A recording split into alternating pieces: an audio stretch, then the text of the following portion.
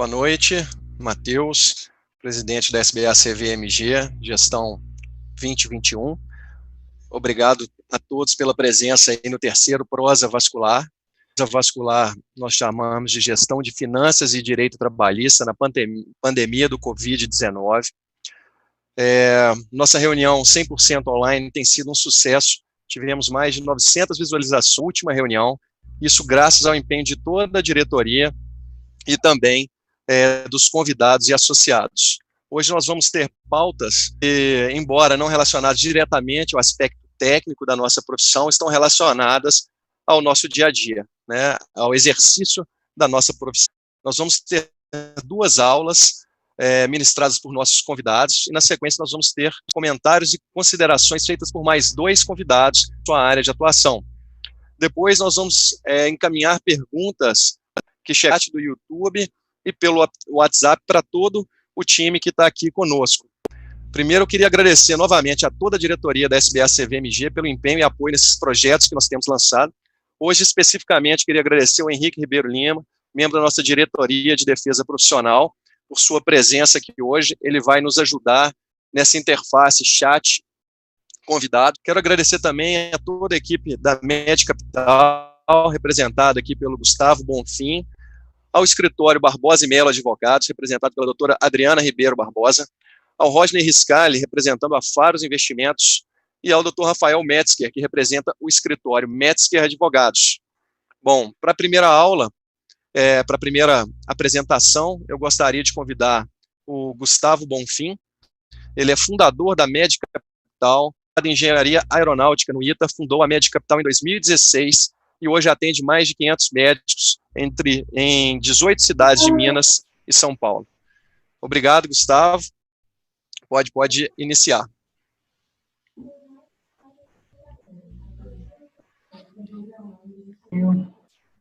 Boa noite, pessoal. Todos estão me escutando. Obrigado, Matheus, pelo convite e boa noite a todos aí da mesa. Boa noite a todos os médicos que estão nos escutando, os convidados, né?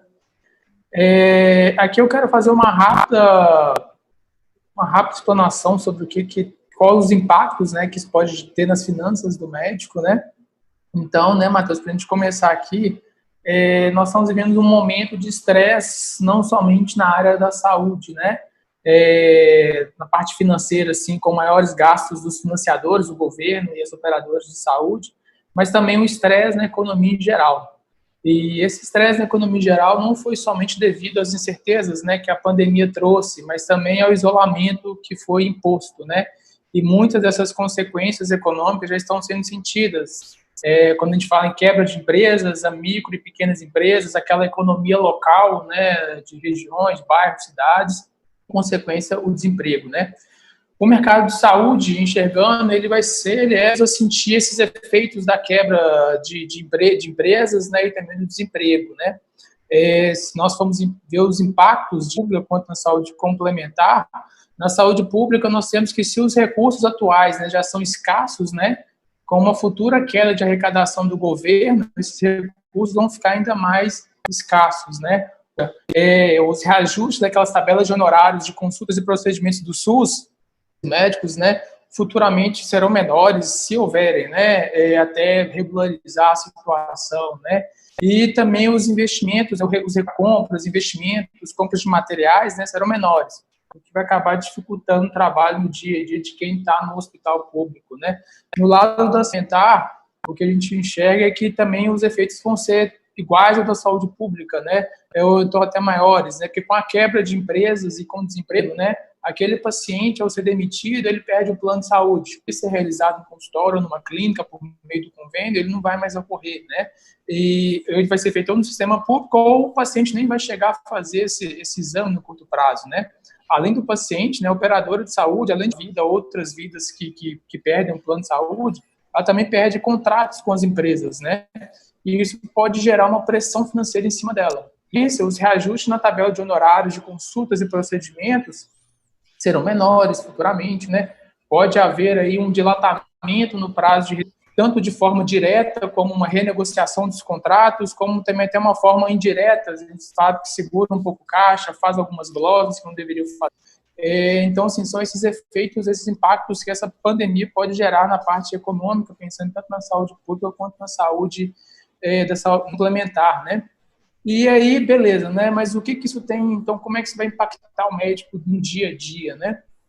Em todas as palestras, aulas na MedCapital, em hospitais, clínicas, na academia, universidades, né?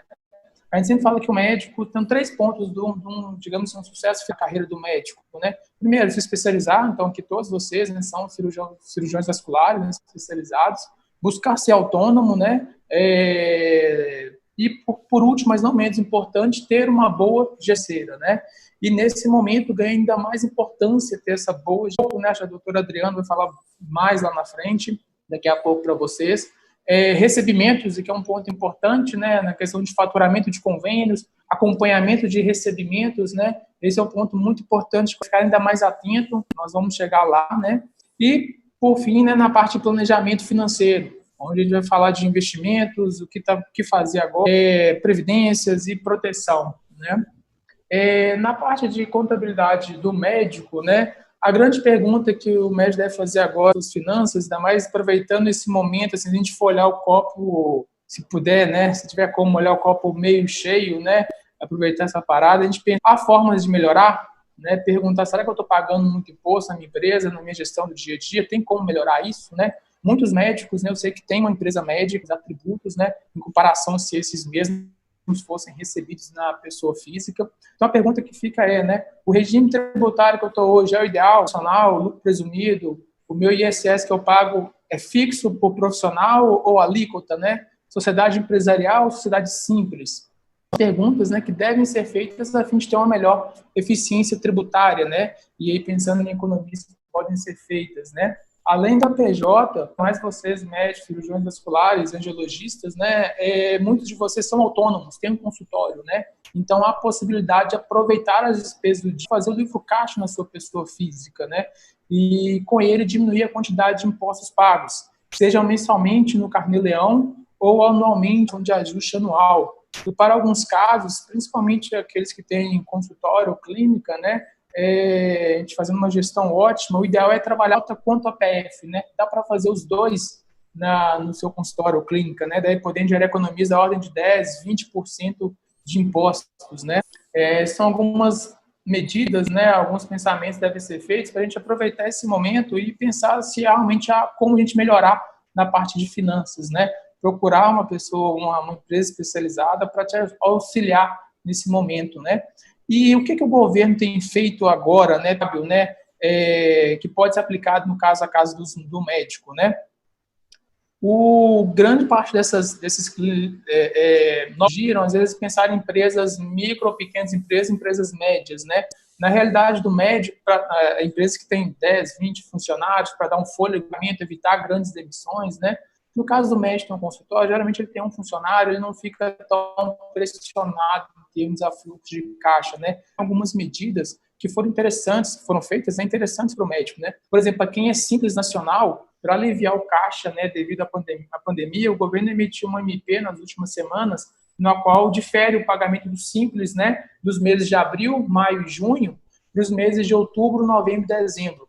Essa é uma medida excelente, né, para preservar o caixa agora nesses meses, né, principalmente para consultórios, clínicas que fecharam ou reduziram os atendimentos, né, mas mantiveram seus custos, como aluguel, funcionários, aquela parcela de um ultrassom que está sendo paga, né, financiado, né, mas vale lembrar que esse imposto, né, ele foi diferido, isso é, ele continua sendo devido. Por exemplo, né, em outubro será pago a guia, que deveria ter sido paga agora em abril, né, que é referente ao mês de março, e também a guia ao mês de setembro, ou seja, serão 2 guias do Simples Nacional, né? O mesmo vale para novembro e dezembro.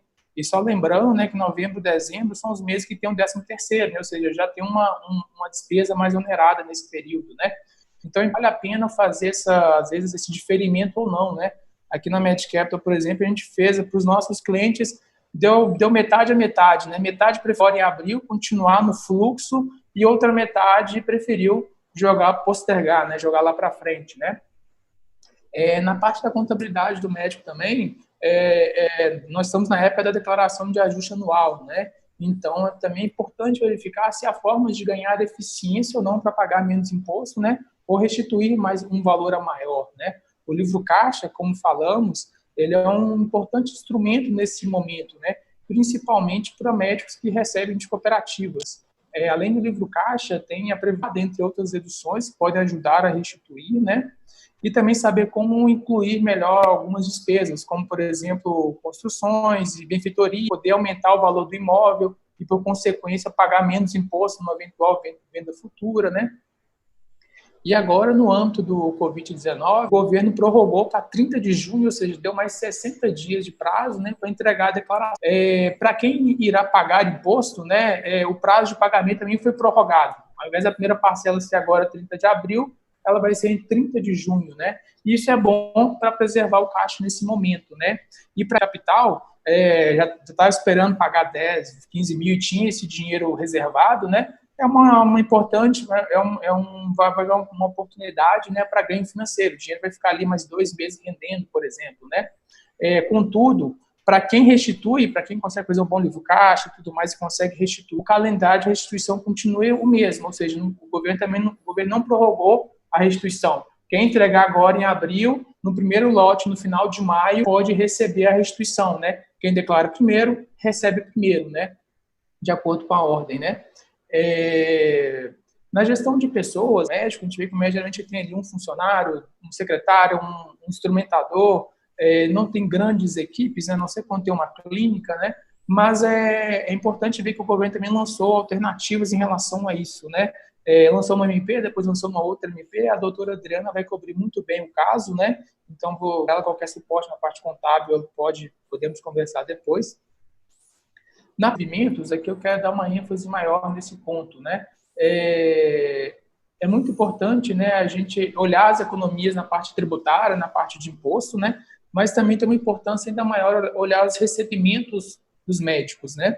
Aqui na Medcap, por exemplo, nós começamos a trabalhar o faturamento de convênios em 2019, né? E temos alguns casos assustadores, né? Quando a gente foi pegar para ver, né?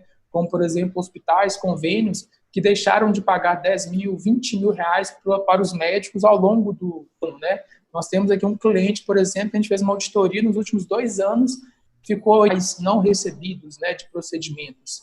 E não é que o pagamento vem zerado ou tem um calote de 2 meses sem pagar, né? O que acontece por exemplo, hoje, 10 de abril, né, você médico atendeu 20 pacientes de convênios, né?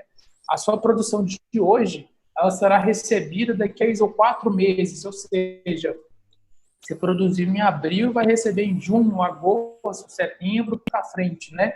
Sem esse devido do que acontece, infelizmente, na maioria dos casos, o médico não consegue fazer a conferência se efetivamente recebeu aqueles 20 pacientes. Então, por glosas, por falhas no processo, a falta de carimbo, procedimento digitado erroneamente, glosas do convênio, às vezes o convênio o hospital se baixa, né, entre outras, né? Então, de um em um paciente, no final das contas, né, o médico ele recebe normalmente, por exemplo, né, 16, 17 mil, ele acha que está ok. Mas se for averiguar corretamente, né, era para estar recebendo 20 mil reais. É 1.000, 2 mil reais a mais, 10 pacientes por mês, mas que essa diferença ao final de 1 ano, de 2 anos, se você for ver toda a carreira do médico, né? E nesse momento que nós estamos vivendo agora, né, com os maiores gastos com sinistralidade, tanto por parte do SUS quanto por parte das outras, né, e futuramente, né, com essa pressão financeira que as operadoras vão atravessar por causa da perda de contratos, porque as empresas estão quebrando ou estão dando os seus funcionários, né, o médico tem que ficar bastante atento para não sair no prejuízo, né, acompanhar de perto mesmo os seus recebimentos, fazendo a devida conferência com a produção que foi realizada, né, como tem esse ciclo financeiro bem grande, né, às vezes você vai achar que não está fazendo diferença, mas porque geralmente os médicos estão recebendo hoje, se a gente for pegar o extrato, é produção de novembro, dezembro, janeiro, fevereiro, né? Ou seja, esse problema vai vir daqui a alguns meses, né? Mas a boa notícia é que nunca é tarde, né, para a gente começar a fazer esse acompanhamento, né, esse recebimento das operadoras de saúde, né? Que tão, como eu falei, é importante ver a economia tributária, mas também é importante ver se efetivamente o que a gente está recebendo é o que a gente produziu, né? 100, 200 mil reais é importante a gente olhar isso, né, buscar correr atrás disso, né? Por último aqui, pessoal, na nossa parte aqui de gestão de finanças, né, a gente passando aqui bem a passando sobre cada um desses quebra-cabeça financeiro do médico, né, eu gostaria de falar da parte agora do planejamento financeiro, né, principalmente nesse momento de crise, né. Na nossa conversa com os nossos clientes, né, o que a gente vem vendo nesse momento, né, o importante é que agora a gente tenha prudência, né, o médico, às vezes, primeiramente investir em você, ou seja, manter a sua operação que você tem, o seu consultório, a sua clínica, né, dar preferências, né, ativos, né, com liquidez de capital, não assumir ou não alocar grandes quantidades em ativos com risco, né, é claro, isso é tudo proporcional de acordo, né, porque que sempre quando eu falo de planejamento financeiro com os nossos clientes, né, principalmente o médico que é autônomo, a nossa orientação é sempre deixar entre 20% e 30% dos seus ganhos em investimentos no mercado financeiro, em aporte de previdência privada, né, e em veículos de proteção, né. E com a queda da Selic nos últimos anos, né, para o médico, para o investidor como um todo, né, ter um maior ganho, né, ele teve que assumir um maior risco, né, principalmente em produtos de renda variável. E com esse caos que teve agora, com a queda da Bolsa, né, eu vi que muitos médicos pensaram em retirar, vender, né, sair ou não investir, né, mas no momento agora a gente tem uma prudência, às vezes assim, quem gostar, quem tiver mais experiência, né, continue com uma boa orientação, mas no geral a gente sabe que o médico às vezes não tem tempo para acompanhar no seu dia a dia, né, tentar evitar um pouco essa volatilidade, trazer o seu capital para mais liquidez, né, para você preservar ali essas operações no dia a dia, né? Porque a gente sabe com certeza que essa crise, isso vai passar, né? Ou seja, não sabe daqui a quanto tempo, né? Daqui a 6 meses, daqui a um ano, o mercado voltará, né? Então, mas esse momento agora é importante a gente ter prudência em relação aos nossos investimentos, né? Continuar fazendo, né, o aporte em previdência, né, principalmente porque ele tem ali um viés muito forte ali em economia no imposto de renda que pode ser gerado quando faz uma previdência PGBL, né, e também fala agora a importância, né, dos veículos de proteção, né, que são seguros, né, como a gente sempre fala, a gente nunca espera que algo de ruim vai acontecer, né, mas, por exemplo, agora, essa pandemia, né, muitos médicos que têm consultório, tem às vezes aquele seguro empresarial para o consultório de lucro cessante, pode agora tentar reaver alguma coisa, né? Ou o médico que ele está sujeito a outros riscos, né? Além disso, parte de responsabilidade civil, né? Na parte de um afastamento, né? Então, a importância de a gente ter esses veículos de proteção também para como esse planejamento financeiro como um todo, né? Bom, pessoal, acho que passando bem rapidamente sobre os pontos, né, desse quebra-cabeça financeiro quais são os impactos, né, que a pandemia trouxe para a economia e que ela vai estar impactando para vocês no seu dia a dia, né? Isso era um pouco do que eu queria falar aqui com vocês aqui hoje. Matheus?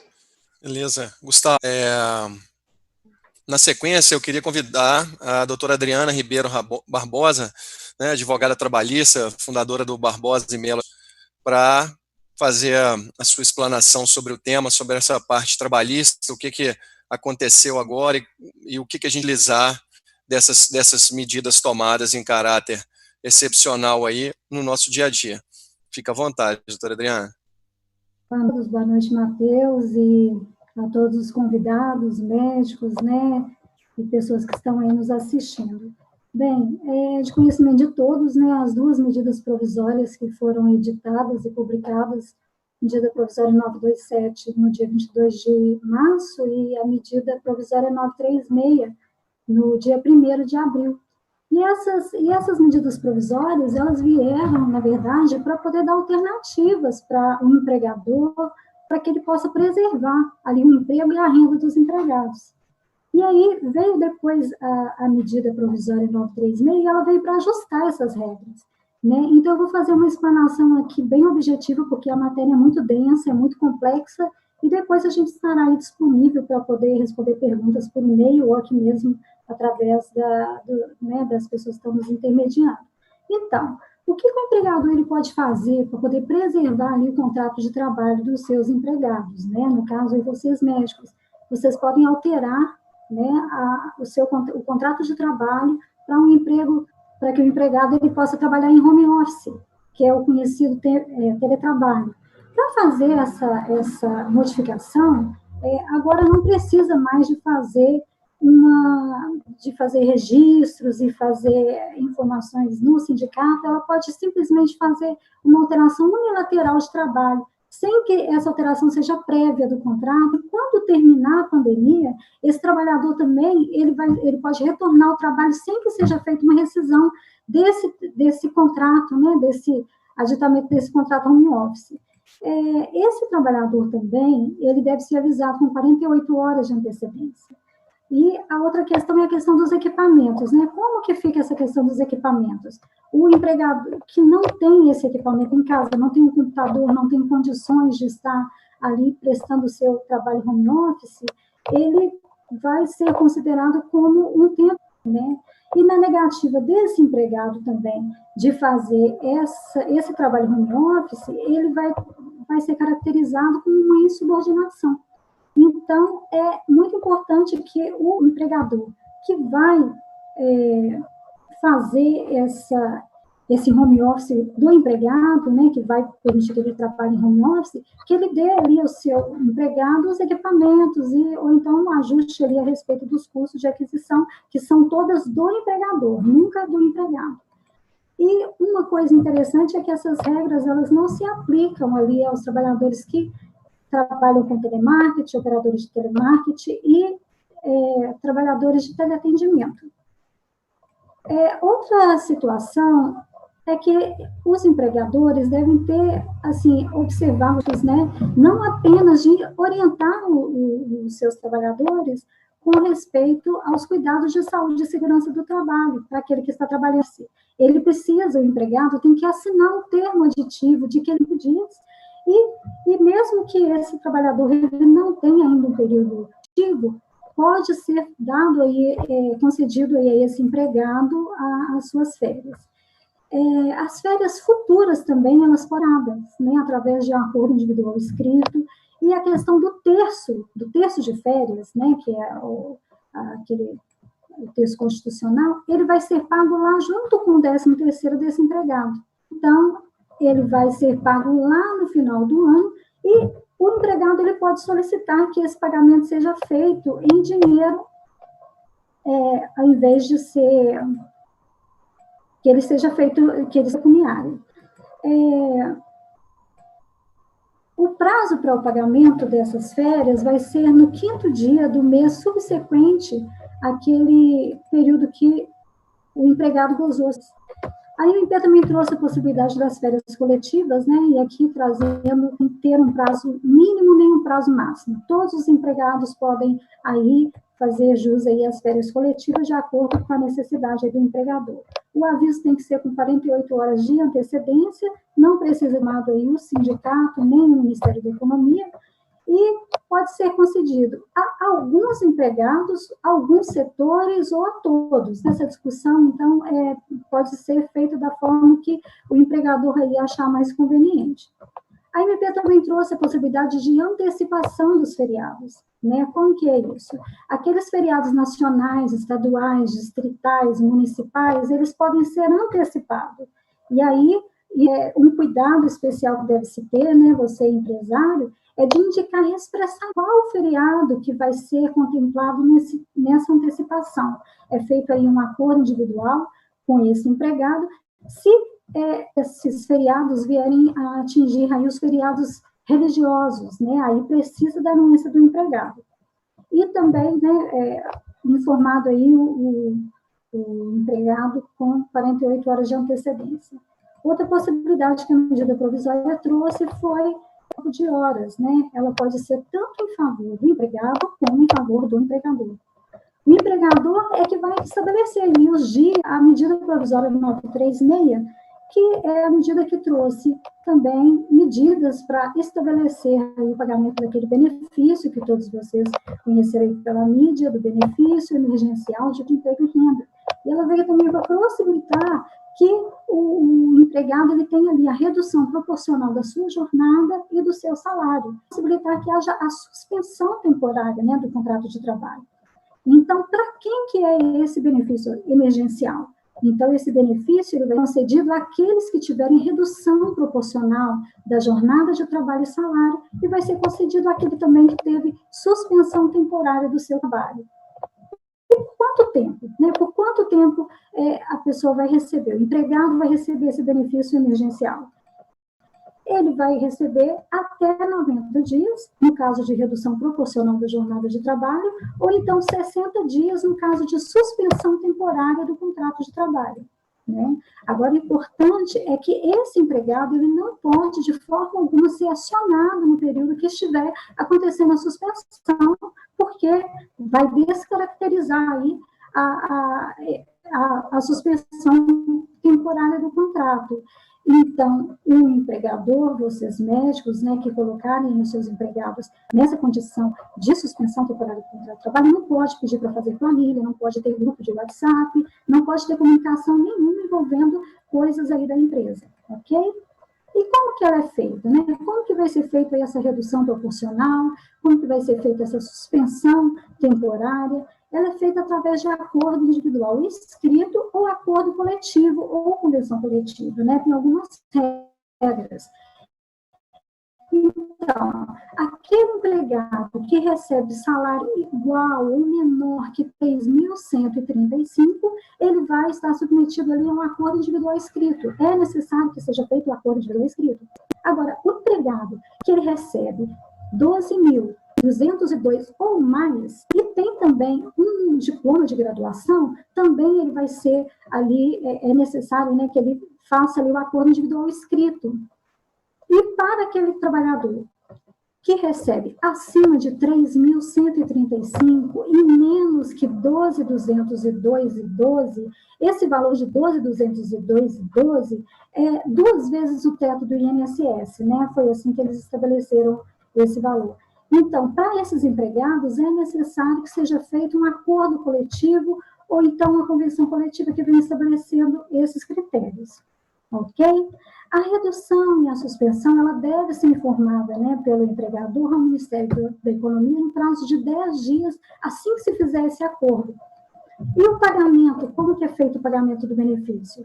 Ele é feito em 30 dias, desde que informado nesse prazo aí de 10 dias da celebração do acordo. O empregador não conseguiu fazer a informação nesse prazo, vai arcar com o salário do seu empregado até que isso esteja normalizado. A duração, né, do benefício emergencial é enquanto durar a suspensão do contrato de trabalho, enquanto durar essa redução de jornada e salário, né? E o empregador, se ele não presta as informações no prazo, ele fica responsável pelo pagamento, né, do valor anterior à redução do salário e também dos encargos, né, até que seja prestada essa informação. Porque com a suspensão do contrato de trabalho, não há necessidade de fazer o recolhimento do INSS. E aí, se ele deixa de informar, ele vai ter que arcar aí com esse ônus. O benefício emergencial, ele não impede também e não altera o valor do seguro-desemprego, né? Então, o empregado que tiver adquirido esse direito, ele vai ter direito ao seguro-desemprego, normalmente no momento da sua dispensa, não vai alterar em nada. O que vai alterar é só que ele vai receber, aqui agora eu vou falar na sequência, ele vai receber uma parcela aí de seguro-desemprego enquanto seu contrato estiver suspenso ou com uma redução. A base de cálculo, esse é o valor mensal do seguro-desemprego a que esse empregado teria direito. E a média é em média de 80% do salário que ele recebia. E aí é feito também uma conta, um acréscimo de 0,5% do Ministério da Economia que faz esse cálculo quando a pessoa dá entrada lá. Mas, para nós, né, assim, a grosso modo, 80% do salário que ele recebe. Então, como é que vai ser feito, então, esse cálculo do benefício emergencial? Para aqueles que tiveram uma redução de jornada e salário de 25%, 50% ou 70%, esse mesmo percentual vai incidir sobre o seguro-desemprego. Agora, para aqueles empregados que tiveram o seu contrato de trabalho suspenso, ele vai receber o 100% do seguro-desemprego. aquele teria direito. E agora, entramos na questão da receita bruta da empresa, porque se a empresa, ela recebe, ela tem uma receita, né, no ano de 2019, que nós estamos tratando aqui, acima de 4.800.000, ele vai ter, esse empregador vai ter que arcar com 30%, né, do salário, do valor do seguro-desemprego desse funcionário. Os 70% vai ser custeado pela União e esse empregador vai arcar com os 30%. Agora, se a receita bruta dele foi inferior a 4.800.000 no ano de 2019, esse empregador ele vai ficar isento de fazer qualquer repasse aí, e o empregado vai ter direito a 100% do seguro-desemprego, aquele que teria direito mesmo. Então, agora, uma coisa importante é que se houver pagamentos indevidos, né, ou base de cálculo errado, se foi pago alguma coisa além do devido, esses valores eles vão ser inseridos na dívida ativa da União para depois serem executados. Então, é muito bom que esse médico, né, que tem a sua clínica aí, que ele procure ali ser auxiliado ali pelo contador para poder fazer esses repasses e esses cálculos corretamente e amanhã não ter uma dor de cabeça. Agora, essa ajuda compensatória de 30%, né, como nós falamos aqui a respeito daqueles que recebem, que tem, a empresa que fatura, né, com a renda superior acima de 4.800.000, essa ajuda compensatória, ela terá um caráter indenizatório, né, esses 30%. Ele não vai integrar a base de cálculo do imposto de renda e também não integra também a base de cálculo do fundo de garantia. E durante o período que esse empregado estiver recebendo ali o seu benefício emergencial, ele está na estabilidade provisória, né? Então, esse empregado ele não pode ser mandado embora, né? Vocês não podem, empregadores não podem dispensar esse funcionário. E qual que é o período da estabilidade? Bom, se durante o período de recebimento ele recebeu durante 60 dias, durante o período que aconteceu a suspensão do contrato de trabalho dele, mais 60 dias. Agora, se houve a redução da sua jornada, pelo período de 90 dias, vai ser o período de estabilidade de 90 dias mais 90 dias. Esse benefício de emergencial, ele é pago ao trabalhador independente de carência, independente de requisitos, né? E ele veio justamente para poder permitir que o trabalhador, né, e que o empregador, eles possam manter ali o contrato de trabalho. No caso de uma dispensa sem justa causa durante o período de estabilidade, o que esse empregado vai poder receber? O que o empregador vai pagar para esse empregado? Ele vai pagar uma indenização, né? Se ele faz essa dispensa no período da estabilidade do empregado, ele vai pagar as verbas rescisórias e mais uma indenização de 50% do salário, né? Se essa redução da jornada do contrato dele foi de 25% a 49%. Então, tem vários valores, são dados bem específicos, né, que depois, se vocês quiserem dar uma lida lá, ou a gente vai mandar também um material para vocês acompanhar, porque são muitos detalhes, né, e o que importa nesse momento é realmente que vocês tenham aí o auxílio, né, alguém orientando, um advogado, um contador, para poder auxiliar vocês nesse momento. Então, esse trabalhador que foi dispensado durante a estabilidade provisória, sem justa causa, ele vai receber, vou voltar aqui, gente, só para não ficar confuso. Se ele teve a jornada de trabalho reduzida no percentual de 25% a 49%, ele recebe verbas rescisórias mais uma indenização de 50% do salário. Agora, se ele teve redução de jornada e salário no percentual de 50% a 69%, ele vai receber verbas rescisórias e indenização de 75% do salário. Agora, se esse trabalhador, ele ele teve redução da sua jornada e salário em percentual acima de 70%, ou teve a suspensão temporária do seu contrato de trabalho, ele vai receber indenização de 100% do salário mais verbas rescisórias. Então, esses valores, né, é o que os doutores terão que arcar no caso de efetuar essa dispensa sem justa causa durante esse período aí do benefício emergencial de que os seus funcionários estiverem recebendo. A redução proporcional da jornada de trabalho, ela pode ser feita no prazo de 90 dias, até 90 dias. E o valor, né, da jornada, quando vai acontecer essa redução, o salário hora tem que ser preservado. Então, como é que se faz esse cálculo? Pega-se o valor do salário do funcionário, se ele trabalha 44 horas, divide por 220, você vai achar o valor do salário hora. E aí, esse valor não pode ser, o valor, né, desse salário hora não pode ser inferior a esse valor apurado. Como é que se faz a redução proporcional da jornada e do salário? Através dos acordos individuais, né? Isso é o que a MP trouxe para a gente. É necessário esse acordo individual e ele deve ser informado ao empregado com 2 dias de antecedência. E quando terminar também, após o fim da pandemia, né, 2 dias depois, o trabalhador ele volta a assumir o seu posto de trabalho. No caso da suspensão do contrato de trabalho, ele pode durar até 60 dias, né? Aqui a gente falou a redução no prazo até 90 e aqui a suspensão no prazo até 60. Como é que é feita a formalidade? Também através de acordo individual, escrito entre o empregado e o empregador. E deve ser encaminhado para o empregado com antecedência mínima de 2 dias. Ele pode ser avisado pelos meios eletrônicos, WhatsApp, e-mail, né? Não é necessário a presença. Agora, é importante ressaltar que durante o período da suspensão do contrato de trabalho, todos os benefícios que foram pagos para aqueles empregados que não sofreram suspensão, também tem que ser pago para esse empregado que sofreu a suspensão. Então, sofreu não, é um termo, né, injusto aqui para falar.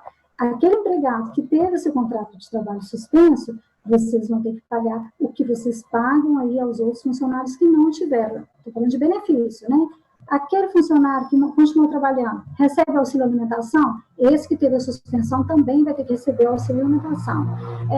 Aqui a exceção que a medida provisória fala é somente a respeito de horas extras e vale transporte, né, que não são incluídos no período de suspensão.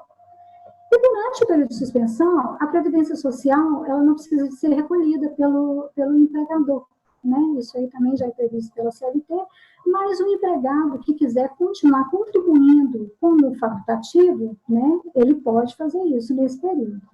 E o término dessa suspensão, ele vai ser informado ao empregado também 2 dias após o fim da calamidade pública. Agora, como é que é descaracterizado, né, a suspensão do contrato de trabalho? É aquilo que eu falei antes. Se o empregado ele manter as atividades do trabalho, né, você, empregador, solicita que seu empregado envie planilhas, envie relatório, faça telefonemas, entre em contato com clientes, informando alguma coisa, descaracteriza a suspensão do contrato de trabalho e você, empregador, vai estar sujeito lá a aquelas penalidades que é a dispensa sem justa causa, além das indenizações que eu falei anteriormente. Além disso, ainda temos as penalidades dos acordos coletivos, né, de trabalho, as convenções coletivas também, nesse caso de descaracterização da suspensão do contrato de trabalho. E para finalizar, quanto ao trabalho intermitente, não sei se os autores ali, né, têm algum contrato, né, algum trabalhador intermitente. Então, nesse caso, aquele contrato que foi feito até a data da publicação da MP 936, esse trabalhador ele vai fazer jus ali ao benefício emergencial no valor de R$600 pelo período de 3 meses, né? Somente isso, não tem direito a mais nada. E aí, eu, ao final aqui, somente agradeço aqui a oportunidade de estar com vocês, espero que tenha esclarecido alguma coisa, e assim, é muita matéria, é uma matéria muito densa, estamos aí à disposição, enviaremos aí um material para os participantes, né, e associados, e também estaremos disponíveis aí por e-mail para recebimento de perguntas, dúvidas, envio talvez aí de um acordo individual ou algum documento, né, que possa aí assessorar os doutores, ok? Posso deixar aqui o meu e-mail, barbosaemelo@barbosaemelo.com.br. Vou repetir para vocês anotarem, barbosaemelo@barbosaemelo.com.br. Muito obrigado, Matheus. Obrigado você, Adriana. Muito bom. Para a gente seguir nessa linha, aproveitar que a gente teve um intervalo, eu vou pedir para o Dr. Rafael Metzger, que é advogado trabalhista, sócio do escritório Metzger Advogados, especialista em gestão jurídica, para tecer alguns comentários e fazer algumas ponderações aí sobre o que a Adriana falou. Como que a gente pode, o que você pode acrescentar para a gente aí, Rafael? Boa noite, Matheus. Muito obrigado aí pelo convite. Queria cumprimentar todos que estão nos assistindo também, aos convidados, participantes desse debate. Realmente o tema é inquietante, nós estamos passando um momento, como o Gustavo falou, de bastante estresse em todas as áreas, e no direito não é diferente, né? Desde quando foi reconhecido aí esse estado de calamidade pública, nós já tivemos 18 medidas provisórias publicadas, salvo se não tiver publicado nenhuma enquanto a gente está nessa reunião, pela minha conta foram 18. E dentre as 18 nós temos aí diversos temas, o Gustavo citou a questão fiscal aí do Simples, e a doutora Adriana abordou muito bem aí as duas principais em matéria trabalhista, que é a 927 e a 936. Só pegando um gancho no que a doutora Adriana falou em relação à 936, ela é uma medida mais polêmica, porque ela toca em temas que a Constituição Federal exige um acordo coletivo ou convenção coletiva de trabalho, que é a redução, né, de jornada e de salários. Então, é um tema que teve uma turbulência, inclusive, aí na semana passada, porque no dia 6/4, o ministro Ricardo Lewandowski, do Supremo Tribunal Federal, provocado pelo partido Rede Sustentabilidade, a se manifestar a respeito dessa constitucionalidade, ou seja, a Constituição prevendo acordo coletivo ou convenção coletiva para adotar essas medidas, como que a MP vem e autoriza essa celebração por meio de acordo individual. Então, houve essa provocação nesse sentido e houve uma decisão liminar em que o ministro Ricardo Lewandowski acolheu em parte as alegações do partido. A meu ver, está havendo aí uma crítica exagerada de algumas partes a essa decisão do ministro Ricardo Lewandowski, porque ele nada mais fez que dar uma interpretação conforme a Constituição Federal, porque o próprio texto da medida provisória, 936, ele já ressalvava a necessidade das partes, né, lá no artigo 11, parágrafo 4º, de comunicar ao sindicato. Então, o texto da MP já previa originalmente o comunicado. O que o ministro Ricardo Lewandowski fez foi dizer que notifique-se o sindicato para que este, querendo, ou seja, tem que ser uma opção do sindicato da categoria, inicie aí a negociação coletiva, né? As críticas foram no sentido de que no momento que a gente precisa de velocidade nas relações de trabalho, você colocar um prazo, colocar o sindicato, né? Enfim, pode-se falar aí de crise do sindicalismo, porque nós tivemos uma reforma trabalhista que acabou com a contribuição sindical compulsória, tem muito sindicato que fechou as portas, tem muito empregado que não sabe qual sindicato pertence, como que a empresa vai fazer essa comunicação. Então, tem muita gente criticando essa decisão em razão da burocracia que possa ter surgido em razão dessa cautelar que ele determinou que, além de que deve se notificar o sindicato no prazo de 10 dias e, eventualmente, iniciar uma negociação coletiva, ressalvando que, se o sindicato permanecer inerte, você faz a comunicação e se o sindicato permanece inerte, não adota as providências necessárias, isso é considerado válido o acordo individual escrito pelo funcionário. Então, essa questão, o ministro Dias Toffoli antecipou o julgamento dentro desse senso de urgência que nós precisamos, então a decisão é monocrática, é liminar, é uma avaliação do ministro Ricardo Lewandowski e vai ser submetida, né, ao escrutínio do Pleno do Supremo Tribunal Federal no dia 16 de abril, aí, na semana que vem. E eu ouso dizer aqui, já até antecipando, que eu acredito que essa liminar vai cair, né? Não sei se a doutora Adriana concorda comigo, mas eu vejo hoje uma composição do Supremo bastante vanguardista nessa análise das questões de direito do trabalho, sobretudo pelo momento que nós estamos vivendo, mas acredito que vai cair por um placar apertado. Então, a orientação que a gente tem dado para os nossos clientes é, de fato, a preocupação principal é com a formalização, pessoal, né? Não deixem de formalizar, não deixem de buscar uma assessoria adequada. São várias opções. Eu acho que as medidas provisórias, elas foram técnicas, né? Exceto a 927, que veio com uma previsão que o Bolsonaro revogou lá minutos depois de ser publicada, mas eu acredito que o conteúdo das medidas provisórias é bem técnico, as propostas são boas, então eu acredito que as pessoas agora têm que se preocupar em também não querer adotar tudo de um jeito só, de uma hora para outra, de fazer essa questão de forma desordenada. Então tem que haver um planejamento, né? A questão do teletrabalho, apenas acrescentando, porque às vezes a pessoa fala, basta vocês médicos, eu mandar minha secretária para a casa dela, para ela trabalhar, que já está considerado aí o teletrabalho. Não, é necessário uma formalização, você tem que notificar o empregado, porque senão você está sujeito a pagar hora extra. Se você lá, às 9 horas da noite, está mandando um WhatsApp para ela ligar para um cliente, fazer alguma coisa num artigo científico, enfim. Então, é necessária essa preocupação com a formalização desse teletrabalho, desse home office.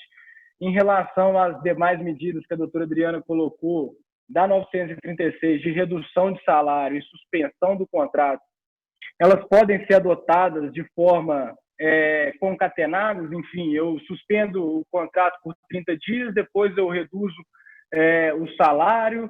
Você não tem obrigação de suspender ou reduzir o salário por um prazo mínimo específico, isso vai de acordo com o seu interesse, com a necessidade do empregador.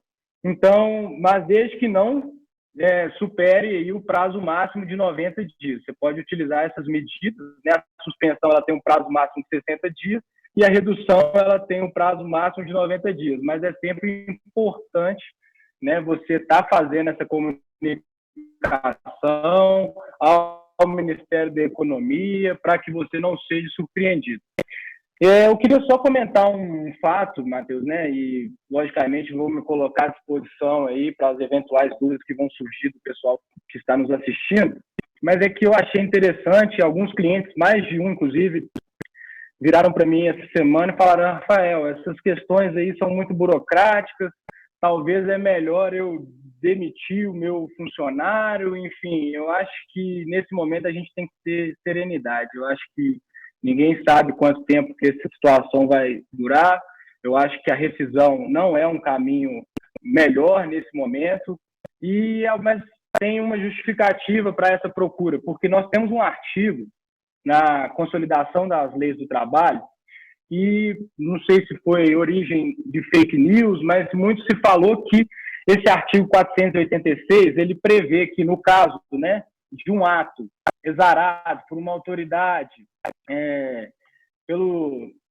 uma autoridade municipal, estadual, federal, ele prevê que se a paralisação das atividades da empresa, temporária ou definitiva, por ato de autoridade municipal, estadual ou federal, prevaleceria um pagamento de uma indenização a cargo do governo responsável. E esse artigo foi uma das fundamentações que essa consulta, que esse cliente me consultou, no sentido de que não seria possível demitir, não pagar as verbas rescisórias, e quando o empregado eventualmente me acionar perante a Justiça do Trabalho, eu vou jogar isso nas costas do Estado. Enfim, né, alguém tem que assumir esse prejuízo não pode ficar comigo. Tem essa previsão, que é um disposto, para vocês terem ideia, ela foi incluída na CLT em 1943, o nome técnico que a gente chama é Fato do Príncipe, ou em latim Factum Principis, que fala, né, a respeito disso. Mas eu gostaria de alertar né, a todos que estão nos ouvindo, que essa hipótese deve ser analisada com muita cautela, não deve ser adotado. Para vocês terem ideia, esse artigo que prevê essa indenização do Estado, ele está se referindo a um ato arbitrário do poder público, né? Nós não temos, pelo menos na meu sentir, nós não temos um ato arbitrário, nós estamos no meio de uma pandemia, era algo imprevisível. Esse artigo ele nunca foi aplicado, ele nunca foi reconhecido pelo Poder Judiciário, desde a inserção desse dispositivo na consolidação das leis do trabalho, mas é um caso de força maior, né? A pandemia é, né, tida como pelas MPs como algo de força maior, e no caso de rescisão nós temos uma previsão legal de que poderá haver o pagamento das verbas rescisórias pela metade, né? Na previsão é o artigo 502 lá da CLT, que se, né, não tiver como manter o empregado, poderá aí ter uma desconto, vamos dizer assim, no pagamento das verbas rescisórias. Mas eu gostaria de alertar também que não é bem assim, existem várias verbas rescisórias, a meu ver, a gente não pode reduzir a metade do 13º salário, as férias vencidas, se houver, as férias proporcionais, somente a multa do FGTS. Então, eu acho que nesse caso aí, temos que tomar cuidado com as interpretações muito superficiais, sem a assessoria de um profissional especializado, porque a pessoa vai acabar, vou demitir, e quando entrar na justiça eu vou alegar lá que foi um ato do Calil que inviabilizou o funcionamento da minha empresa, ou enfim, do meu consultório, algo nesse sentido, e vou deixar as verbas rescisórias a cargo do governo. Não é bem assim. Então, respondendo já e trazendo isso como um fato que está circulando aí, não vão por esse caminho que pode ser perigoso. Então, basicamente, eu não vou estender mais, eu acho que a doutora Adriana abordou os aspectos aí das duas MPs, e eu acho que a gente pode fazer uma análise melhor aí nos casos concretos que, eventualmente, as pessoas forem, né, nos submetendo aí, seja nessa oportunidade ou em momento posterior. Meu e-mail também já disponibilizei, meus telefones, né, de contato comercial e, inclusive, meu celular, porque é um momento difícil, é um momento de ter solidariedade, e é um momento de ter cautela. Então, eu acho que o mais importante é fazer um planejamento jurídico para que você não fique exposto a riscos desnecessários aí nesse momento, sempre visando, como o próprio Gustavo falou, a manutenção de emprego, a manutenção das atividades sociais da empresa, que interessa a todos aí nesse momento. Eu agradeço mais uma vez aí o convite e fico à disposição, Matheus.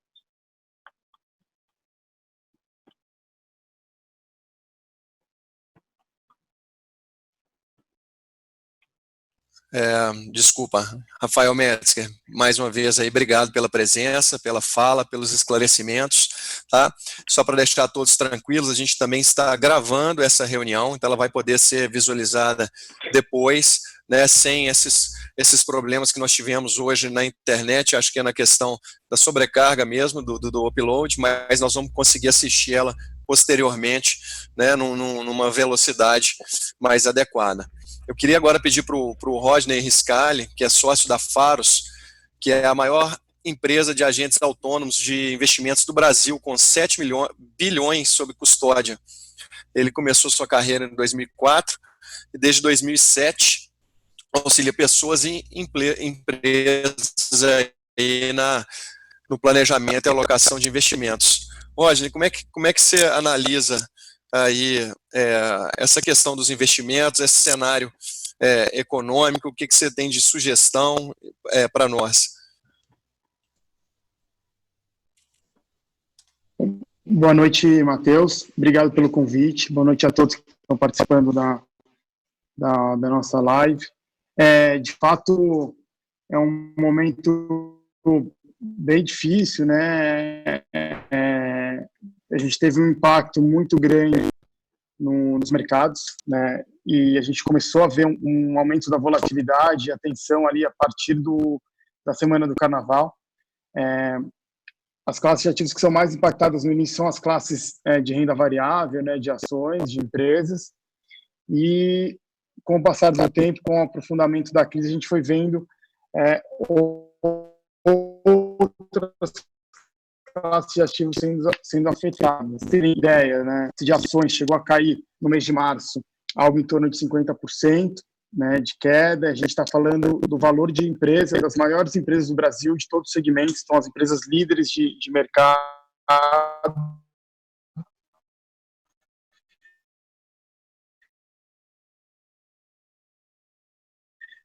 sofrendo esses impactos ali de tijolos. A gente está falando também dos principais ativos, né, imobiliários do país, de logística, shopping center, de lajes comerciais.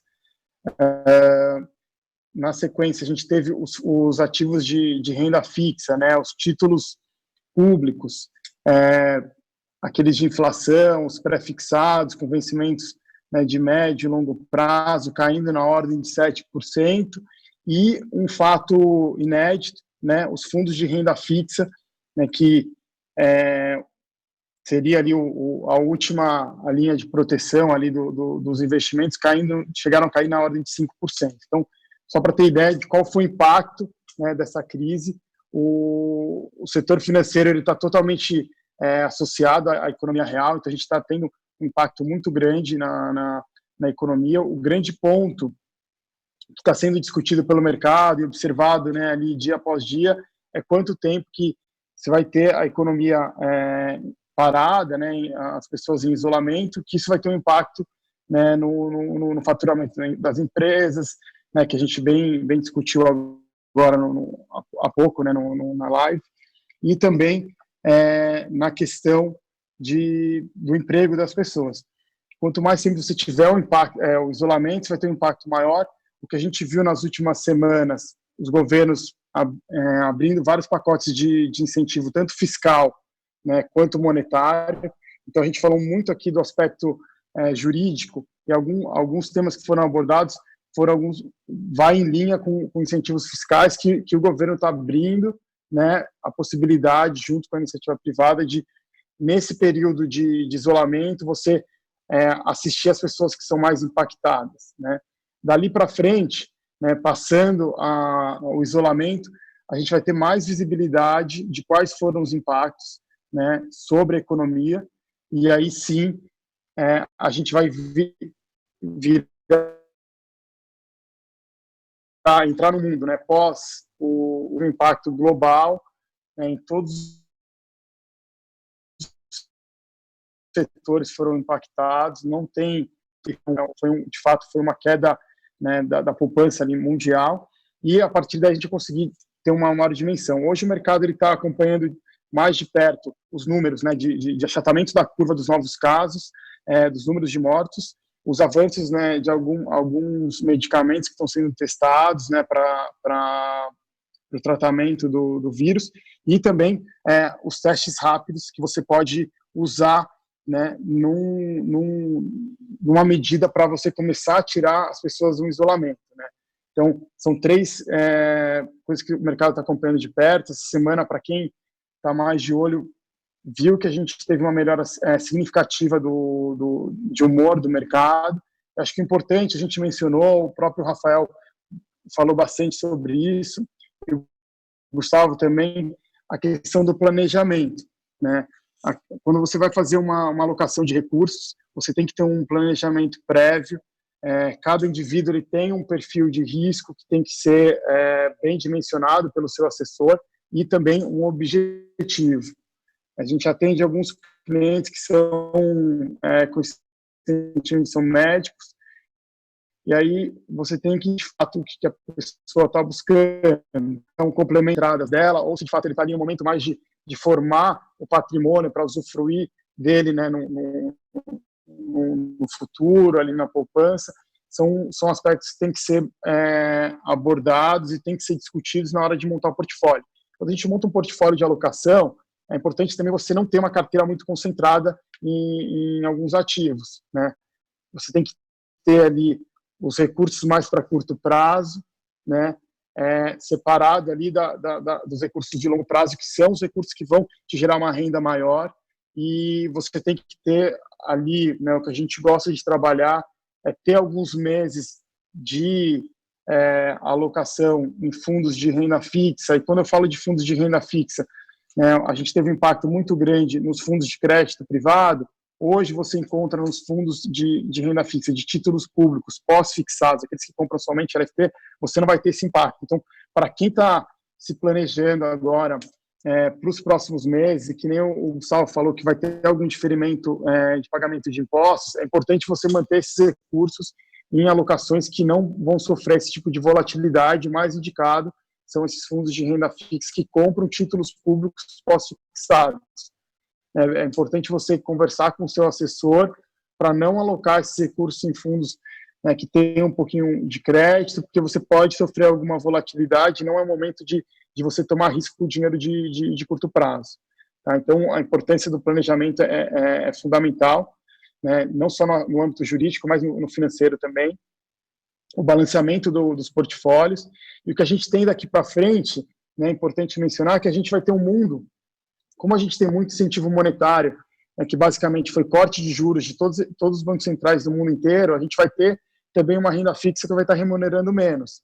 O CDI que a gente acostumou a ter ali 4, 5 anos atrás, num período ali pós-plano real de 2 dígitos, é muito pouco provável que a gente volte a ter esse comodismo de ter alocação em renda fixa, né, com um rendimento ali na casa de 2 dígitos. Então, é importante você separar ali os recursos que são de longo prazo e ter uma visão mais balanceada do portfólio, dado que daqui para frente o que a gente tem ali como leitura, que a gente já pode afirmar, né, do que vai acontecer com o mundo pós a crise do vírus, é um cenário de juros baixos, né? Então você vai ter que ter uma perspectiva mais de longo prazo para alocação.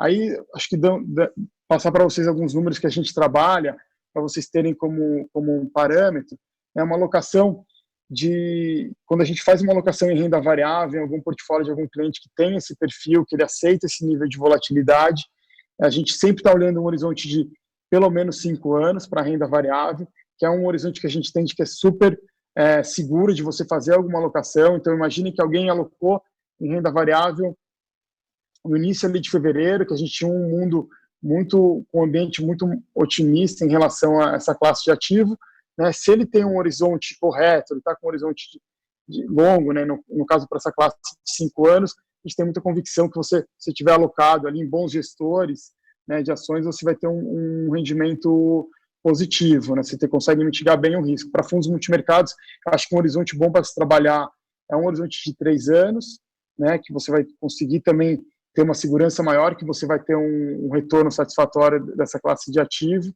Então, é muito importante você ter um bom planejamento, né, uma boa assessoria para fazer essa alocação de recursos e ir no meio do caminho e fazendo o acompanhamento. A gente veio de um juros em queda ali de meados de 2016 até agora. O juros saiu de 14,75, a taxa Selic veio agora para 3,75. No meio do caminho, você teve os multimercados que se beneficiaram muito, né, desse fechamento, né, de juros. No ano passado, a gente entendeu que você tinha já fazer alguma mudança nesse portfólio, porque os multimercados estavam indo muito para a classe de ações, e aí, naquele momento, acho que valeria a pena até diminuir um pouco o multimercado e ter fundos de ações, gestores especialistas em ações, para estar extraindo o melhor retorno dessa classe de ativo. Né? É um ambiente também hoje que acho que vale a pena mencionar para vocês, que com esse patamar de juros e o impacto que a gente pode ter na nossa economia, que pode ser bem severo, a importância de você diversificar não só em classes de ativos, mas, se for possível, ter alocação em recursos também internacionais, para você não ficar dependente somente de uma retomada da economia brasileira, você poder acessar outros ativos. A gente veio de um crescimento da Bolsa Americana ali desde 2008 muito expressivo, né? Foi o maior ciclo de crescimento, né, dos mercados, e esses ativos de boa qualidade também foram depreciados, também foram impactados. A gente tem alguns setores que a gente não consegue acessar aqui no Brasil, infelizmente. Então, o setor de medicamentos, a gente não tem empresas listadas aqui de medicamentos. A parte de tecnologia, a gente também é muito carente na nossa bolsa de empresas de tecnologia. Né? Você pode mencionar um setor que certamente está se beneficiando, né, desse momento que a gente está passando, a parte de streaming, né? A gente está fazendo aqui a nossa videoconferência, e o entretenimento online também está se beneficiando desse momento, e a gente não consegue acessar, né, pela bolsa local. Então é importante também ter um portfólio balanceado. Tá? Então acho que são as mensagens principais que eu queria passar para vocês. Meus contatos estão à disposição também. Se alguém tiver alguma pergunta, a gente pode debater um pouco mais. Obrigado. Obrigado, Roger Riscali. Muito obrigado pelas considerações. Eu acho que tem algumas perguntas, por mais que a internet não esteja tão boa, essa videoconferência está sendo gravada, então nós vamos disponibilizá-la com uma qualidade melhor também no YouTube na sequência. O Henrique, você direciona a pergunta? Bom, Matheus, posso direcionar sim. Nós temos algumas perguntas aqui. Primeiramente, boa noite a todos. Obrigado, foram excelentes palestras. Vamos aqui com a primeira pergunta, para o Gustavo e para o Rodney. Com relação ao regime tributário, né? Eles falaram que o pagamento do Simples ele pode ser adiado e tal. Isso é simplesmente não se pagar o Simples nesse momento, ou você precisa avisar algum órgão, fazer algum tipo de aviso para isso ser feito, esse pagamento posteriormente? Como é que isso funciona? Obrigado, Henrique. Na verdade, isso tem que ser feito junto com a contabilidade, né? Então, o médico passando para a contabilidade vai fazer os devidos anúncios, digamos assim, né? E colocar essa guia, vai emitir a guia, né, com a data de vencimento, né? Para outubro, novembro, dezembro, nas próximas guias, né? Então, assim, em acordo com a contabilidade, vamos definir em conjunto o que for melhor para o médico. Como ele falou aqui na Medcap, nós proativamente comunicamos nossos clientes dessa possibilidade e perguntamos o que eles queriam, né? Então, assim, aí eu falei, 50% quis prorrogar, 50% já quis pagar já no ato já, né? Pagar, continuar no fluxo normal dele, né? Então, faça isso em conjunto com a sua contabilidade para não ter nenhum desavenço, nenhuma falta de comunicação. Ok, obrigado. Para a doutora Adriana e para o doutor Rafael, tentando simplificar, existiria, na maioria dos consultórios, o que aconteceu? Os funcionários eles tiveram que ser dispensados, ou por baixo fluxo mesmo, ou porque os consultórios tiveram que fechar as portas, né? E nesse caso do funcionário não estar trabalhando nada, existiria alguma forma básica para se fazer, que vocês tenham preferência, alguma coisa, algum tipo de pensamento que vocês tenham do que fazer com esse funcionário?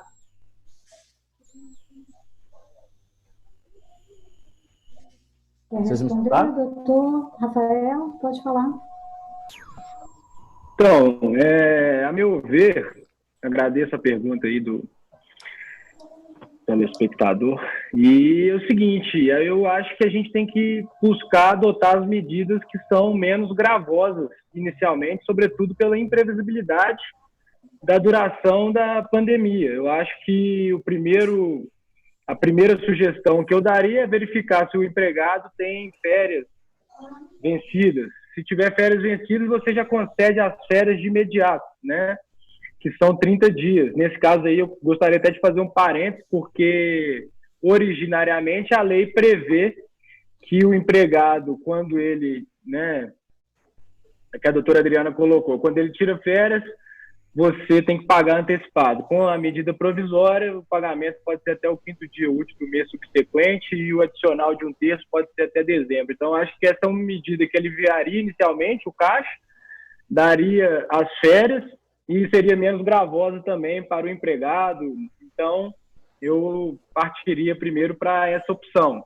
Depois, a antecipação de feriados civis. Como a doutora Adriana colocou, os feriados religiosos não podem ser antecipados, salvo a concordância do empregado. Além disso, tem a questão do banco de horas, né? O banco de horas, você podendo compensar durante 1 ano e meio depois que acabar o estado de calamidade pública. Então, você tem aí 18 meses. Se você controla a jornada do seu funcionário, se você paga a hora extra para o seu funcionário, você pode acumular horas, né, vamos dizer assim, negativas do funcionário para que ele compense posteriormente ao encerramento desse estado e aí trabalhar, inclusive, às vezes 10 horas por dia, que é uma previsão que a MP trouxe. Acredito que também pode ser, eventualmente, negociada essa questão da redução e da suspensão, mas acredito que deve ser melhor estudada justamente pelas controvérsias jurídicas que existem, né, em relação a esse acordo individual na questão da redução do salário, da suspensão aí da redução do salário e da jornada. Mas, assim, diante de cada particularidade, eu vou fazer uma analogia aqui que eu gostaria, né, de dizer que, na verdade, é igual na medicina, né? Falando aqui para a comunidade médica, se cada paciente pode responder ao mesmo tratamento de forma diferente, cada empresa vai responder a uma solução de forma diferente, considerando o quadro de pessoal, considerando as particularidades do seu negócio. Então, é importante estar bem assessorado aí nessa matéria, porque é uma matéria relevante e que não é nenhuma orientação terminativa. Eu gostaria de frisar isso, porque, como eu disse, semana que vem nós podemos ter novidades aí em relação a essas medidas provisórias, então a minha sugestão prioritária seria nesse sentido aí.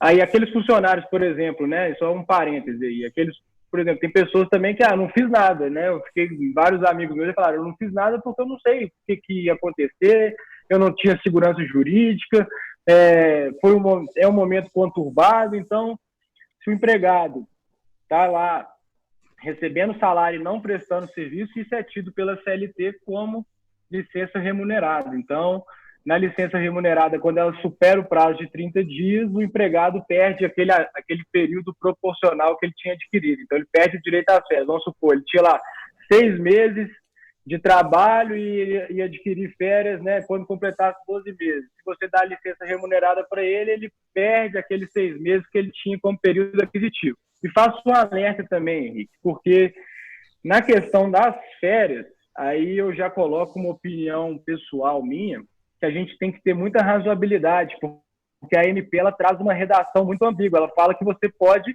antecipar períodos de férias futuros, independentemente do período aquisitivo. Então, pela leitura fria da medida provisória, você poderia antecipar aí 5 anos de férias do funcionário, né? Se essa pandemia durar aí, vamos supor, 150 dias, o empregador vai, não, então eu vou antecipar 5 anos de férias, mas não estaria perdendo a finalidade das férias? Você não estaria colocando para o seu funcionário uma carga maior do que a desejada? Então, por isso que essas medidas têm que ser ponderadas, na medida em que isso não possa ser interpretado também como um ato de, né, ausência de boa-fé, vamos dizer assim. Então, tudo isso tem que ser estudado e agora a doutora Adriana pode complementar o que ela entender devido.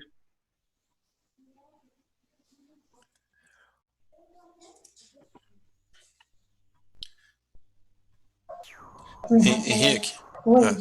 Eu Não, concordo, né, com o doutor Rafael, e realmente é isso mesmo, né, manter a empregabilidade e o bom senso, né, nesse momento. Agora, se naquele médico, aquele consultório não tem como mesmo, né, se Deus livre, guarde, que ele tenha a condição de, pelo menos, manter esse empregado, porque agora, né, estamos todos no mesmo barco, a verdade é essa. E aí é só mesmo agir com bom senso mesmo. Essa questão que o doutor falou a respeito das férias, né, lembrando que esse período, né, ele não pode, assim, né, não devemos entender 5 anos, né, não, nós estamos falando do ano de 2020 e do período da pandemia, né, então não podemos sair aí da razoabilidade, ok? Henrique, quer trazer mais uma pergunta para nós, para a parte de investimento aí de preferência? Nós já vamos chegar a 1h30 de reunião, então vamos fazer essa pergunta direcionada, né, para a pergunta que tiver, e aí, se alguém quiser fazer mais algum comentário antes da gente encerrar. Vamos fazer 2 perguntas? Vamos, você que manda. Então tá bom. Foi perguntado aqui diretamente para o Gustavo. Como empresa, né, como a Med Capital, faço para identificar se a minha gestão tem pontos a melhorar ou não, como isso seria feito? Obrigado, Henrique, pela pergunta. Não, isso é bem casual aqui, né? A gente, como princípio aqui, como início de qualquer contato com o médico, né, novo, ou até o médico regular nosso aqui, periodicamente fazer um tipo de consultoria com ele, né? Uma conversa está sendo muito bem aceita, também uma conversa online, geralmente a gente está fazendo agora conversas online com os nossos clientes, em que a gente vai listar ali, vamos conversar, tentar extrair de você tudo o que acontece hoje. A gente sabe que a vida do médico não é só um vínculo de trabalho, né? Está no consultório, hoje, amanhã está no hospital, depois de amanhã está em outro hospital. Então, entender todos os locais de trabalho, cada vínculo de cada local, se é CLT, se é concurso, se é PJ, assalariado, né? Entender a dinâmica do consultório, entender tanto a parte contábil quanto a parte de faturamento, de pessoal, e daí a gente analisa internamente, né, e traz para o médico essa melhor gestão, né, do que pode ser feito, né, pontos de melhoria, né? Por exemplo, perguntar a questão da PJ, igual eu vi, né? Eu falei, se o regime tributário é o ideal que tem hoje, né? Se às vezes a sociedade por profissional, o médico está pagando um ISS por alíquota, sendo que poderia estar pagando o ISS fixo, né, por profissional, onde ele poderia estar tendo uma economia de tributária, né? Então, tudo isso sentar e analisar com o médico, né? Então, a gente faz essa consultoria, basta ligar para nós, nossos canais de contato, atendimento ao MedCapital, ou entrar no nosso site, já no próprio site já faz o agendamento da consultoria online, que a gente entra em contato e faz essa consultoria com vocês gratuita, sem compromisso, né? Para a gente tentar identificar oportunidades de melhoria, principalmente nesse momento, né? Aproveitar que teve, digamos assim, essa parada, se for a gente for olhar o copo meio cheio, né? Aproveitar que teve essa parada, a gente poder pensar em melhorias e já tentar colocar alguma coisa em prática para quando a situação normalizar. Ok, obrigado. Obrigado. Vamos a uma última pergunta aqui. Com relação às disposições das medidas provisórias ainda, e houve muita dúvida aqui, né? Um assunto bem amplo realmente, se essas disposições elas se aplicam a quem recebe Prolabore. Eu acho que tem muita gente interessada nisso aí.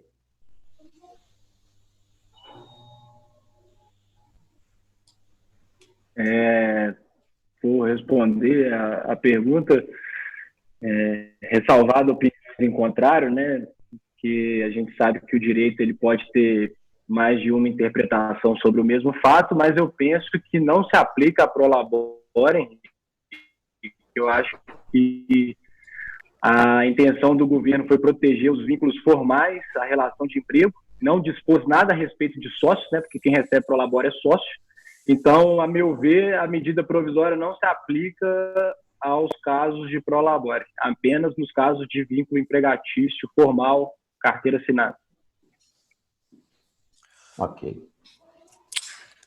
Ok, pessoal. Queria mais uma vez agradecer a presença e a disponibilidade de todos vocês. Essa reunião ela vai estar disponível no YouTube para ser assistida posteriormente. As dúvidas que ainda tiverem aqui no nosso chat, nós podemos encaminhar para vocês também e colocar a resposta para os associados. Alguém gostaria de fazer mais alguma consideração? Bom, então eu gostaria de convidar os associados aí para o nosso Prosa Vascular de segunda-feira, onde nós vamos discutir a segunda parte do Global Vascular Guideline. Nós vamos contar com o professor Túlio Navarro, com o Dr. Ricardo Jaime Procópio, como debatedores a Laura da Rocha, de Uberlândia, e também o Dr. Alexandre Calas, de Pouso Alegre. Bom, nos vemos então na segunda e encerramos aqui, né, mais um Prosa Vascular. Muito obrigado, pessoal. Obrigado. Obrigado. Boa noite a todos. Tchau. Obrigado. Boa noite aí. Páscoa. Tchau, obrigado, gente. De Páscoa a todo mundo. Obrigado. Tchau, tchau. Tchauzinho. Tchau.